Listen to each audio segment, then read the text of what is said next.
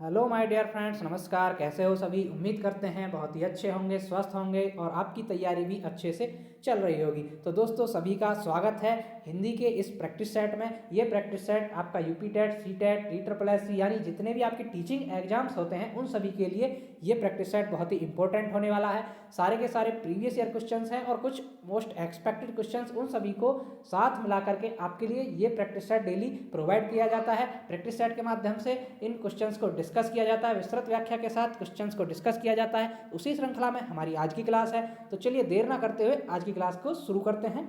आपका question number first, उच्चारण की दृष्टि से व्यंजन किस प्रकार के हैं? ऑप्शन ए अंत्यस्थ है, बी वर्ज्य, सी ऊष्म या डी तालव्य। अब देखिए, ये तीनों स जो होते हैं हिंदी वर्णमाला में तीनों स होते हैं, ये आपके ऊष्म व्यंजन कहलाते हैं। एक तो तीनों स हो जाते हैं, स और एक आपका होता है। ये चारों आपके क्या कहलाते हैं भाई? ऊष्म वर्ण कहलाते हैं, ऊष्म व्यंजन कहलाते हैं। ठीक है फ्रेंड्स। अब ऊष्म व्यंजन होते क्या है? देखिए, आमतौर पर एक समझिए उदाहरण से, ऊष्म वर्ण वो होते हैं जिनको बोलने में आप एक तरह से आपके मुंह से एक भाप सी निकलती है। ऊष्म मतलब ऊष्मा है ना, तो आपको भाप सी निकलती है। जैसे स बोलिए आप, स है स, ये आप बोलते हैं तो आपके मुंह से एक भाप निकलती है ना, तो वो आपके ऊष्म वर्ण कहलाते हैं। हिंदी में चार होते हैं, तीनों सा और एक है। ठीक है फ्रेंड्स, यहाँ पर ऑप्शन नंबर सी सही था। चलिए आगे बढ़ते हैं। क्वेश्चन नंबर 2, निम्न में से अघोष महाप्राण ध्वनि है? ऑप्शन ए ख, बी कै, सी डे या डी ध। अब देखिए, आपसे क्या पूछा है भाई? वो ध्वनि अघोष भी होनी चाहिए और महाप्राण भी होनी चाहिए। अब देखिए, आपको ये पता करने के लिए आपको ये भी पता होना चाहिए पहले तो अघोष क्या होता है और फिर महाप्राण क्या होता है, ये दोनों पता होना चाहिए। अब ये देखिए, मैं बताता हूँ अघोष क्या होता है। जो आपके 5 वर्ग होते हैं, कै, च, ट, त और 5 वर्ग होते हैं भाई। इन पांचों के जो आपका पहला वर्ण और दूसरा वर्ण, ये आपके अघोष होते हैं। प्रत्येक वर्ग का पहला और दूसरा वर्ण आपका अघोष होता है। ठीक है। और महाप्राण क्या होता है? महाप्राण प्रत्येक वर्ग का दूसरा और चौथा वर्ण है ना। प्रत्येक वर्ग का दूसरा और चौथा वर्ण आपका महाप्राण होता है और प्रत्येक वर्ग का पहला और दूसरा आपका अघोष वर्ण होता है। अब देखिए, इनमें से कौन सा है? वो अघोष भी होना चाहिए और महाप्राण भी होना चाहिए। तो देखिए, ख जो है यहाँ पर ऑप्शन नंबर ए में, ख जो है ये देखिए आपका दूसरा वर्ण है, यानी कि महाप्राण है, दूसरे नंबर पर आता है। क के बाद ही तो आता है भाई ख, है ना। और पहला और दूसरा, यहाँ पर भी दूसरा है, तो अघोष भी पहला और दूसरा दोनों अघोष होते हैं। तो यहाँ पर दो, यहाँ पर भी दो नंबर पर है। तो ये जो ख वर्ण है ये आपका अघोष और महाप्राण दोनों है। ऑप्शन आपका यहाँ पर बिल्कुल ए सही होगा। ठीक है फ्रेंड्स। चलिए नेक्स्ट, क्वेश्चन नंबर 3, निम्न में से शुद्ध शब्द है?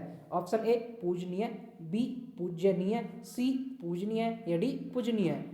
अब देखिए, शुद्ध वर्तनी जो आती है आपको, उसमें मात्राओं का हेर फेर होता है, तो बड़े ध्यानपूर्वक आपको आंसर टिक करना है। तो इसमें शुद्ध शब्द जो होता है वो होता है आपका ऑप्शन नंबर सी पूजनीय। ठीक है। बड़े की मात्रा होती है, पूरा जय होता है, न और ई है, पूजनीय, ये बिल्कुल शुद्ध शब्द होता है। ऑप्शन आपका यहाँ पर बिल्कुल सी सही होता है। चलिए आगे बढ़ते हैं। क्वेश्चन नंबर 4, अन्यान्य शब्द का संधि विच्छेद होगा। ये अन्यान्य है, आपको नहीं समझ आ रहा हो तो अन्यान्य, ये शब्द है, ये अन्यान्य, इसका संधि विच्छेद बताना आपको। ऑप्शन ए प्लस न्याय, बी अन्य प्लस अन्य, सी अन प्लस यान्य या डी अन्य प्लस अन्य। तो देखिए, अन्य अन्य शब्द का जो संधि विच्छेद होगा वो होगा अन्य प्लस अन्य। अन्य धन अन्य मिलकर के बनेगा अन्य अन्य, अन्य धन अन्य, ये आपका संधि विच्छेद है इसका, अन्य धन अन्य। ऑप्शन आपका यहाँ पर बिल्कुल बी सही होगा। ठीक है फ्रेंड्स।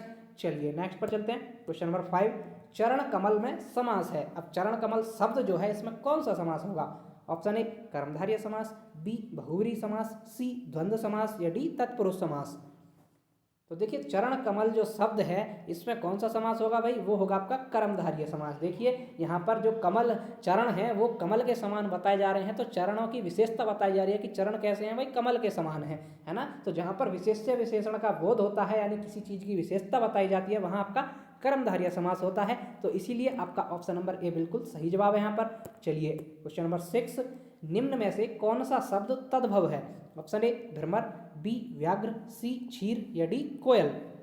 तो देखिए, भ्रमर, व्याघ्र और क्षीर ये सभी तो आपके तत्सम शब्द हैं, लेकिन जो कोयल शब्द है ये आपका तद्भव शब्द है। कोयल का तत्सम क्या होता है भाई? कोकिला, कोकिल होता है ना भाई, कोयल का कोकिल होता है। ऑप्शन आपका डी कोयल जो है ये तद्भव शब्द हो जाएगा यहाँ पर। ऑप्शन नंबर डी बिल्कुल सही जवाब है। चलिए नेक्स्ट, क्वेश्चन नंबर 7, कृतज्ञ का विलोम शब्द होगा।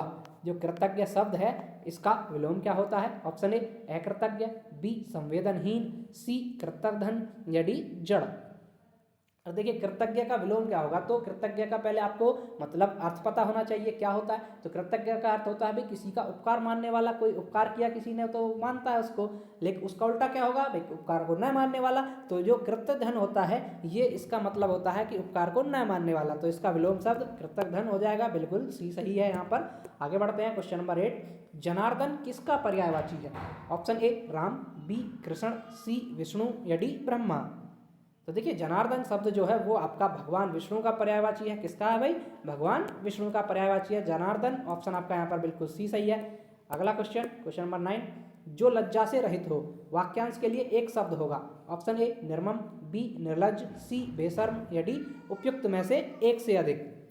तो देखिए जो लज्जा से रहित हो यानी कि जिसको लज्जा नहीं आती हो, बिल्कुल लज्जा नहीं आती, तो उसको क्या कहते हैं भाई? निर्लज भी बोला जाता है उसको, कि लज्जा रहित है, लज्जा नहीं है बिल्कुल भी। बेशर्म भी बोला जाता है ना। तो उपयुक्त में से एक से अधिक यानी कि बी और सी आपका दोनों सही है। यहाँ पर निर्लज भी होता है उसका अर्थ, और बेशर्म भी बोलते हैं। ऑप्शन नंबर डी यहाँ पर बिल्कुल राइट होगा, उपयुक्त में से एक से अधिक। चलिए नेक्स्ट पर चलते हैं। क्वेश्चन नंबर 10, इनमें से कौन सा शब्द उद्योग का अनेकार्थी शब्द है? ऑप्शन ए कारखाना, बी रोजगार, सी साधारण या डी सरल। तो देखिए उद्योग का अनेकार्थी शब्द क्या हो जाएगा यहाँ पर? कारखाना, यानी कल कारखाने जो होते हैं वो उद्योग का ही तो अनेकार्थी शब्द होता है। तो ऑप्शन आपका बिल्कुल ए राइट होगा यहाँ पर। चलिए नेक्स्ट क्वेश्चन नंबर 11, एक आंख न भाना मुहावरे का सही अर्थ है। ऑप्शन ए उपेक्षा करना, बी विरक्त होना, सी तटस्थ होना या डी बिल्कुल अच्छा ना लगना। तो देखिए एक आंख ना भाना यानी किसी को एक भांख भी नहीं भाता, बोलते हैं ना कि एक भांख नहीं भाता ये मुझे या उसको, तो उसका जो मुहावरे का अर्थ वो क्या होता है? वो होता है बिल्कुल अच्छा ना लगना। भाई उसको बिल्कुल भी अच्छा नहीं लगता तो वो उसको एक आंख नहीं भाता है। तो ऑप्शन आपका यहाँ पर बिल्कुल डी सही होगा, एक आंख ना भाने का अर्थ बिल्कुल अच्छा ना लगना। क्वेश्चन नंबर 12, शिक्षक संज्ञा का कौन सा प्रकार है? ऑप्शन ए समूहवाचक, बी व्यक्तिवाचक, सी भाववाचक या डी जातिवाचक। तो देखिए शिक्षक जो होता है, शिक्षक एक पूरी जाति को रिप्रेजेंट करता है ना। भाई शिक्षक बहुत सारे होते हैं कि ऐसी एक पर्टिकुलर शिक्षक को नहीं बोला जा रहा है यहाँ पर, शिक्षक एक जाति को प्रेजेंट करता है। तो ये आपका जातिवाचक संज्ञा का उदाहरण है। ऑप्शन आपका यहाँ पर बिल्कुल डी सही है। चलिए नेक्स्ट पर चलते हैं। क्वेश्चन नंबर 13, ठाकुर शब्द का स्त्रीलिंग क्या होगा? ऑप्शन ए ठकुरानी, बी ठकुराइन, सी ठाकुरिन या डी ठाकुरी। तो देखिए ठाकुर शब्द है इसका स्त्रीलिंग होता है वो होता है ठकुराइन। ठाकुर का शब्द स्त्रीलिंग क्या होगा भाई? ठकुराइन हो जाएगा। ऑप्शन आपका यहाँ पर बिल्कुल बी सही हो जाएगा। ठीक है साथियों, चलिए नेक्स्ट पर चलते हैं। क्वेश्चन नंबर 14, संस्था शब्द का बहुवचन क्या है? अब संस्था जो होती है शब्द है ये, इसका बहुवचन बताना है कि इसका बहुवचन क्या होगा। ऑप्शन ए संस्था स्थापना, बी संस्थाएं, सी संस्थागत या डी संस्थाओं। तो देखिए संस्था शब्द जो होता है इसका बहुवचन होता है संस्थाएं। संस्था का बहुवचन क्या होता है भाई? संस्थाएं। क्या होता है भाई? संस्थाएं। ऑप्शन आपका यहाँ पर बिल्कुल बी राइट होगा। ठीक है फ्रेंड्स, चलिए नेक्स्ट पर बढ़ते हैं। क्वेश्चन नंबर 15, गरीबों को दान दो में कौन सा कारक है? अब ऑप्शन ए कर्म, बी संप्रदान, सी अपादान या डी करण कारक। तो देखिए वाक्य क्या है? गरीबों को दान दो। अब देखिए एक बात ध्यान से सुन लीजिए कि जहाँ पर भी आपको दान देने का बोध होता है, जिस वाक्य में आपको बोला जाता है कि उसको दान दिया या उस गरीबों को कंबल बांटे, यहाँ भी मतलब दान देने का बोध होता है, वहाँ आपका कौन सा कारक होता है? वहाँ आपका संप्रदान कारक होता है। ठीक है फ्रेंड्स, दान देने का जहाँ भी बोध हो जाए इस वाक्य में, वहाँ आपका संप्रदान कारक हो जाएगा। ऑप्शन आपका यहाँ पर बिल्कुल बी सही है। चलिए आगे बढ़ते हैं। क्वेश्चन नंबर 16, वह नौकर नहीं आया वाक्य में वह कौन सा विशेषण है? जो ये वह शब्द है ये विशेषण कौन सा है? ऑप्शन ए सार्वनामिक विशेषण, बी गुणवाचक विशेषण, सी संख्यावाचक विशेषण या डी परिमाणबोधक विशेषण।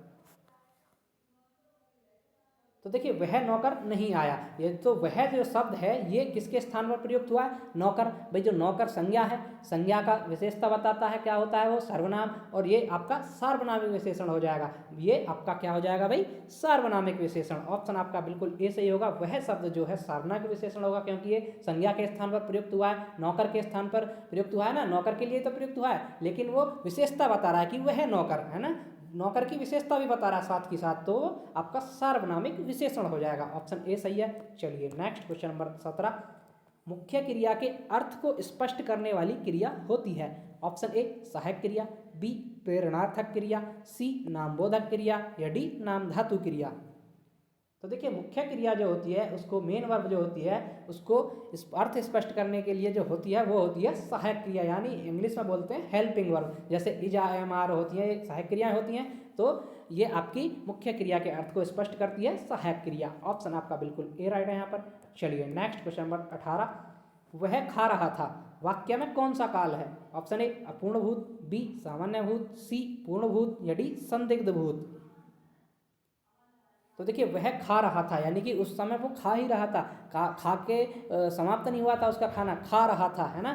तो कौन सा होगा? वो अपूर्ण भूत था, वो अभी पूरा नहीं हुआ था उस टाइम पे। भूतकाल तो है, खा रहा था उस टाइम पर, लेकिन पूर्ण नहीं हुआ था वो कार्य, तो वो अपूर्ण भूत में चला जाएगा। ऑप्शन आपका यहाँ पर बिल्कुल ए सही है। चलिए नेक्स्ट क्वेश्चन नंबर 19, मथुरा किस राज्य में है? यह किस प्रकार का वाक्य है? ऑप्शन ए निषेधवाचक, बी प्रश्नवाचक, सी विधानवाचक या डी संकेतवाचक। तो देखिए आपको इससे ही समझ आ रहा होगा कि मथुरा किस राज्य में स्थित है, और आपका क्वेश्चन मार्क भी लगा हुआ है, तो किस प्रकार का वाक्य हो गया? क्वेश्चन पूछा जा रहा है ना भाई कि मथुरा कहाँ स्थित है, किस राज्य में है, तो एक तरह से सवाल हुआ ना, तो ये आपका प्रश्नवाचक है, प्रश्न पूछा गया है, प्रश्नवाचक वाक्य हो जाएगा। ऑप्शन बी राइट है। चलिए नेक्स्ट क्वेश्चन नंबर 20, किस रस को रसराज कहा जाता है? ऑप्शन ए वीर रस, बी हास्य रस, सी श्रृंगार रस या डी शांत रस। तो देखिए रसराज जो होता है वो आपका श्रृंगार रस होता है, श्रृंगार रस को आपका रसराज कहा जाता है, और श्रृंगार रस का स्थायी भाव होता है रति।